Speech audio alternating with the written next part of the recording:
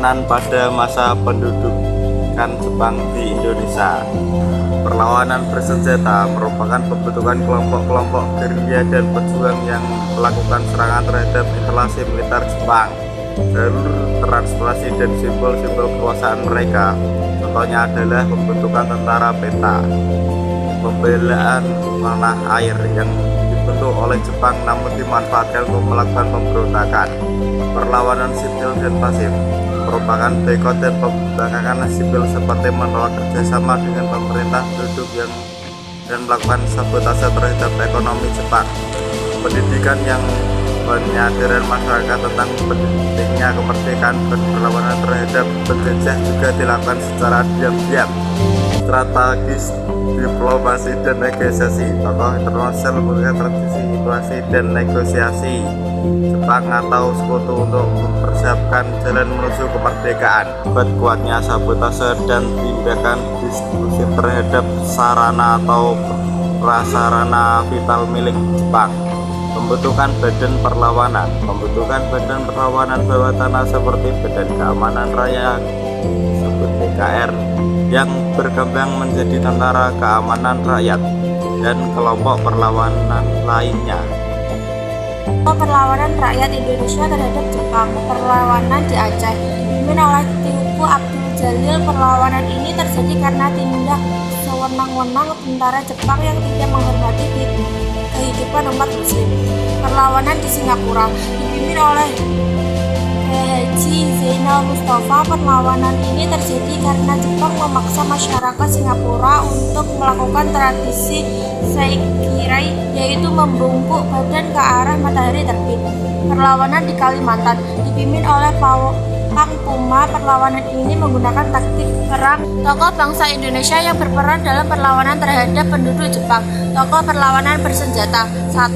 Soekarno. Sebagai pemimpin nasional, Soekarno berperan penting dalam mempersiapkan kemerdekaan Indonesia dan memimpin perlawanan terhadap Jepang. 2. Muhammad Hatta.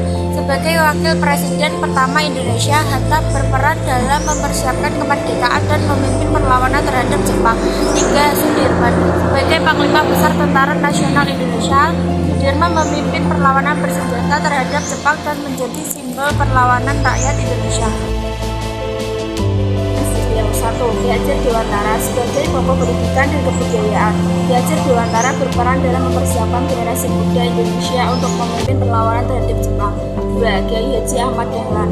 Sebagai pendiri Muhammadiyah, Kiai Haji Ahmad Dahlan berperan dalam mempersiapkan masyarakat untuk memimpin perlawanan terhadap Jepang. 3. Cetnya Dian. Sebagai pejuang perempuan, Cetnya Dian memimpin perlawanan terhadap Jepang di Aceh. Lainnya, Sultan Syahrir. Sebagai tokoh pergerakan nasional, Sultan Syahrir berperan dalam mempersiapkan kemerdekaan Indonesia dan memimpin perlawanan terhadap Jepang. Tan Malaka. Sebagai tokoh pergerakan nasional, Tan Malaka berperan dalam mempersiapkan kemerdekaan Indonesia dan memimpin perlawanan terhadap Jepang. Panglima Besar Jenderal Sudirman. Sebagai Panglima Besar TNI, Sudirman memimpin perlawanan bersenjata terhadap Jepang dan menjadi simbol perlawanan rakyat Indonesia. Adalah sebuah kecamatan di Kabupaten Karawang, Indonesia. Kecamatan ini terkenal karena perannya dalam sejarah kemerdekaan Indonesia, khususnya dalam peristiwa Rengas Dengklok. Strategi terungkap dalam peristiwa Rengas Dengklok. Strategi golongan tua lebih mengedepankan diplomasi dan perhitungan politik yang matang. Mereka ingin memastikan bahwa proklamasi kemerdekaan dilakukan dengan persiapan yang cukup dan menghindari konflik yang lebih besar. Mereka percaya bahwa kemerdekaan yang terorganisir dan diakui secara luas akan lebih lestari.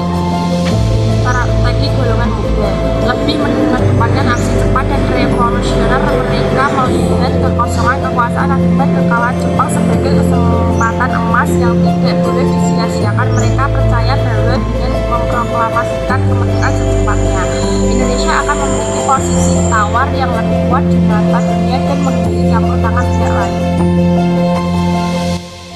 Pertemuan Rengas Dengklok.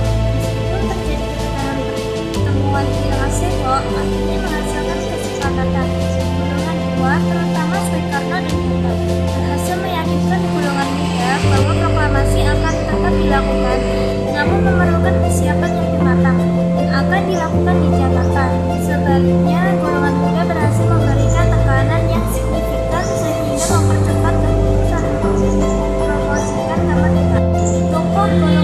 dan wilayah